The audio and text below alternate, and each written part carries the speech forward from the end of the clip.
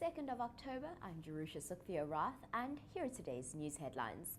Reports suggest Oscar Pistorius spoke to his ex hours before shooting Riva. Tutu lashes out at government over the barring of the Dalai Lama to SA, and Mark Shuttleworth donates 250 million rand. According to investigative work by EWN reporters, Oscar Pistorius had a 9-minute conversation with his ex-girlfriend hours before he killed Riva Steenkamp in his Pretoria home last year. EWN revealed today that Pistorius was talking to ex-girlfriend Jenna Edkins shortly before he arrived home at about 6 p.m. on the 13th of February last year. Now, police did not uncover this piece of evidence, and it didn't form part of his trial. Barry Bateman tweeted that Pistorius' phone call history and WhatsApp records were deleted, including several messages received after the shooting. But in a statement, Pistorius' family said that they weren't aware of any deletions that would have been relevant to the trial.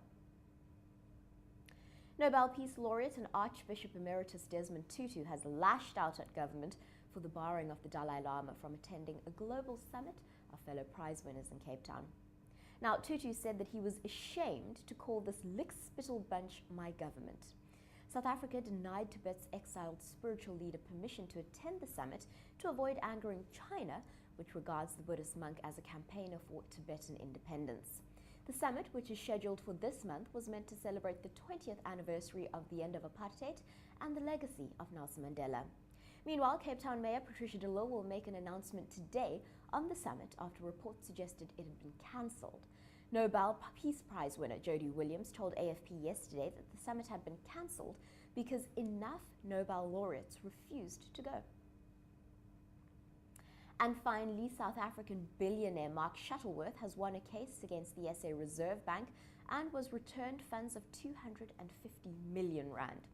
Shuttleworth announced that he'd donate the full sum in the fight to uphold constitutional rights for all Africans.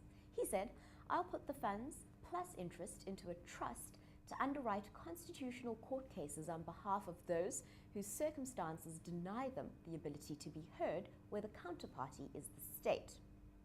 Now, he said that the funds would be committed to a trust run by veteran and retired constitutional scholars, judges and lawyers, and they'll selectively fund cases on behalf of those unable to do so themselves. For these stories and more, stay tuned to News 24 Live. You can follow us on Twitter, and don't forget to subscribe to our Instagram account.